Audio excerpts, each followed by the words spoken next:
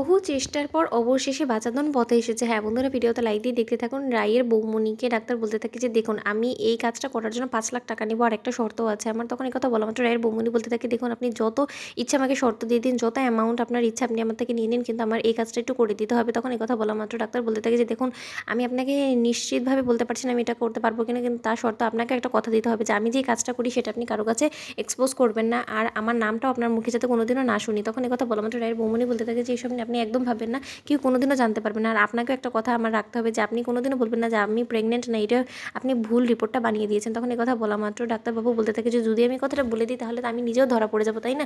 এসব কথা আমি বলতে যাবোই বা কেন? ওদিকে রায়ের বৌমনি বলতে থাকে যে না, আপনার সকল কথা যে আপনার আমি রেকর্ড করে ফেলেছি সেটা তো আর আপনাকে আমার বলার তোর কোনো দরকার নেই। ওদিকে রায় বলতে থাকে কি ব্যাপার, বৌমনি ওখানে গিয়েছে তো গিয়েছে, এখনো পর্যন্ত ফিরলো না কেন? ওখানে কি কোনো রকম কোনো ঝামেলা হয়ে গেল? আমি কি ওখানে একবার গিয়ে দেখবো? না না না, আমি যদি এখন তার সামনে যাই তাহলে হয়তো বা সে কথাটা ঘুরিয়ে দিতে পারে, সে হয়তো বা কোনো কিছু বলতে গিয়েও আটকে যেতে পারে। আমি এখন কী করবো? বৌমনিকে একটা ফোন করবো? ওদিকে রায়ের বৌমনি বলতে থাকে ওখানে হয়তো বা রায় আমার জন্য অপেক্ষা করছে, কিন্তু এখানে তো আমার কাজটা হয়ে গিয়েছে, কিন্তু এই মহিলাকে তো আমি কোনো মতেই লাইনে আনতে পারছি না। ওদিকে রায়ের বৌমনি বলতে থাকে যে দেখুন, তাহলে বরঞ্চ আমি কালকে এসে আপনাকে সকল টাকাটা দিয়ে যাবো, আপনি আপনার ফিসটা বলে দিন। তখন এই কথা বলা মাত্র ডাক্তারবাবু বলতে থাকে যে আমি 5 লাখ টাকা নেবো এই রিপোর্টটা বানানোর জন্য। তখন এই কথা বলা মাত্র রায়ের বৌমনি বলতে থাকে 5 লাখ টাকা? এত মোটা একটা অঙ্ক আপনি কষবেন শুধুমাত্র এই একটা ভুয়া রিপোর্ট বানানোর জন্য? তখন এই কথা বলা মাত্র ডাক্তারবাবু বলতে থাকে যে দেখুন, এটা তো খুব একটা সহজ হবে না, কারণ ল্যাবে আমাকে মিথ্যে ব্লাড স্যাম্পল দিয়ে এই নেগেটিভ রিপোর্টটাকে পজিটিভ করতে হবে। তার জন্য আমার অনেকটা টাকা খরচ হয়ে যাবে, আর তার জন্য আমার লোকও তো লাগবে, তাই না? তাদের সবকেও তো আমাকে টাকা দিতে হবে। তার জন্য আমাকে এই যদি অ্যামাউন্ট আপনি দিতে রাজি হন তাহলে আমি এই জিনিসটা করতে পারি। তখন এই কথা বলা মাত্র রায়ের বৌমনি বলতে থাকে না না না, ঠিক আছে, আপনি বরঞ্চ সেই অ্যামাউন্টটাই নিন, আমি কালকে এসে আপনাকে দিয়ে দিব, বা আপনি কাজটা করা শুরু করে দিন। ওদিকে এই কথা বলা মাত্র রায়ের বৌমনি ওখান থেকে উঠে চলে আসে। ওদিকে রায়ের বৌমনির উপরে একটু সন্দেহ হয় ডাক্তারবাবু বলতে থাকে যে এক্ষুনি যে মহিলাটা বের হলো তার উপরে একটু নজর রাখো তো, দেখো তো তার আশপাশে কেউ আছে কিনা।